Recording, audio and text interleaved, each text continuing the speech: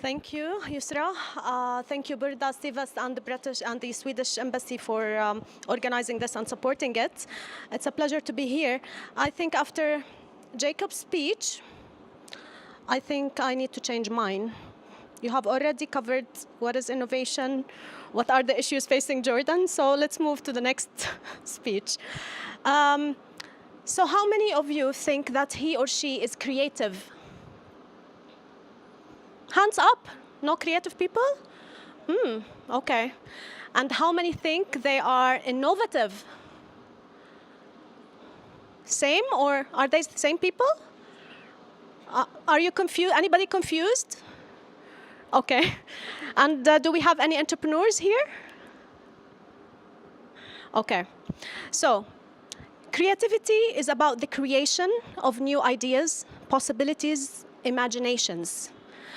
While innovation, rightly as you said, Jacob, is introducing new products, services, business models into the market, okay? So creativity, to those who said they're creative, is about thinking. It has no cost, no risk, and no tangible impact, okay? Sorry, but this is it.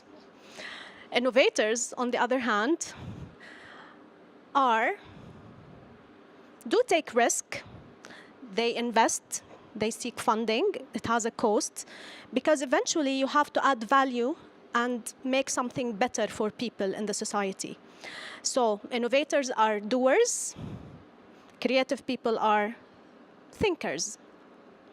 Entrepreneurs, however, take the risk to start a new business and make profit out of it.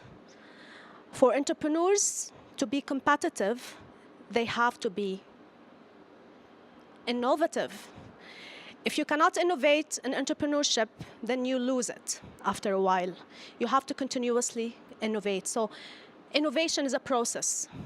Creativity is a one-time thing. You wake up in the morning and there's this idea. You're changing now, going to be an innovator soon.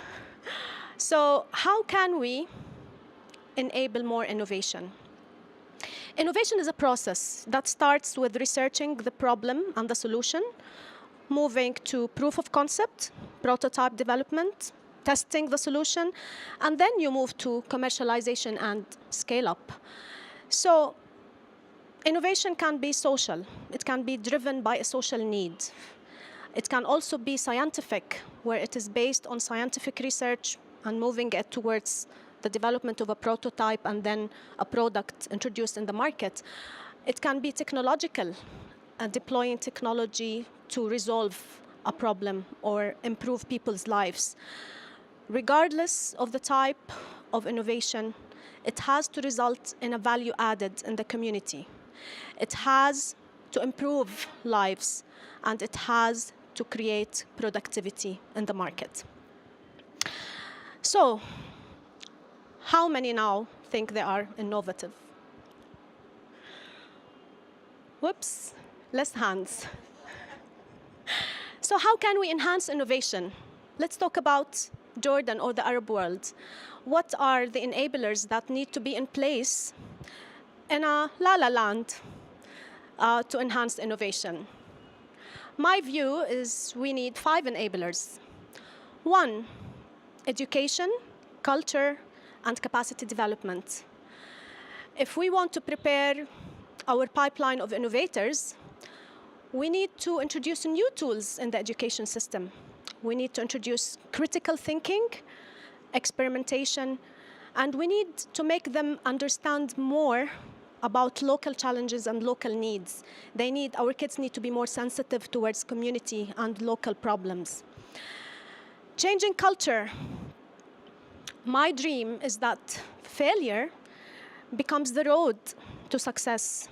This is a principle that we need to believe in. We need to believe in trial and error. We need to believe in giving chances.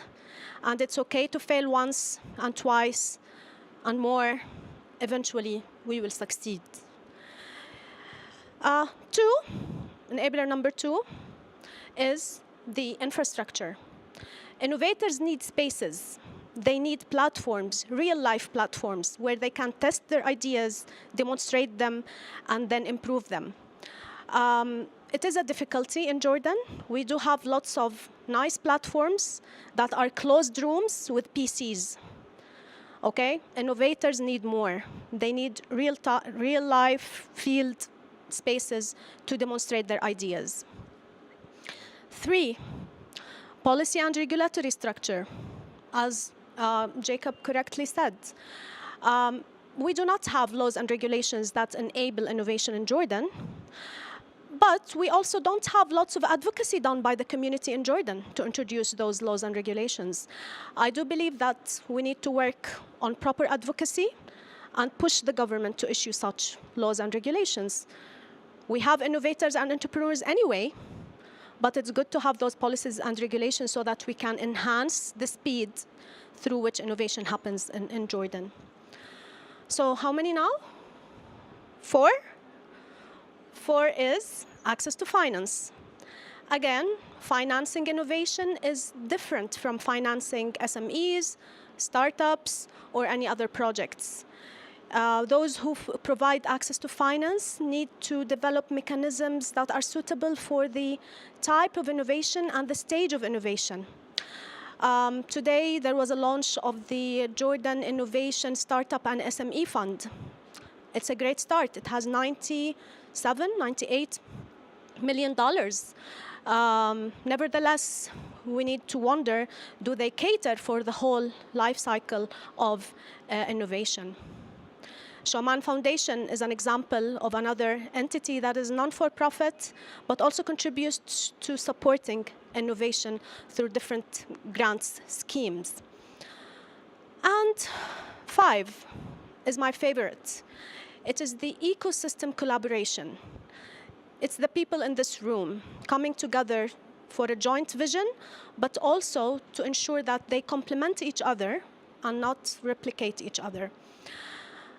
So with these 5, we have perfect innovation environment. It's not always the case, but we should try and seek to make this available in Jordan. So how does successful innovation look like? It looks like a nice marriage between demand and supply in the presence of useful catalysts. In the past years, countries all over the globe focused on supply-driven innovation, and it's not working. The European Union and other developed countries are now introducing another side of the story, which is demand-driven innovation. And that is focusing on the users of innovation. Looking at the water and energy sectors in Jordan, we are one of the poorest countries in the world when it comes to water. Nobody can doubt that. Our per capita consumption is one of the lowest in the world. It's 135 meter cube, which is really low. We still import over 95% of our electricity and count a lot on fossil fuel. We have lots of great initiatives in the renewable energy side, but we're still so much behind. So, who are those drivers for innovation? These are the users, the citizens that suffer from electricity prices, water shortage, intermittent supplies, and so on. And they are the private businesses that suffer every day from not being able to cope with their electricity bills, not being able to invest more in their energy and water supplies. At the same time, they suffer a lot from the impacts of climate change, and still, they're not interested in innovation. Without creating the right link between the users, the private sector, as well as citizens, community, and the supply of innovation, which is usually induced by the government. I think we spoke about innovation strategy, and we don't know if it is happening, if there's progress, if we're achieving anything on that strategy. And I think it's because of this disconnect and lack of utilization of the catalysts of innovation. Artificial intelligence, Internet of Things, big data, ICT developments are all tools for us to innovate in the energy and water sectors. And I want to end by inviting all those creative people to convert and become innovative by acting on their ideas. Thank you.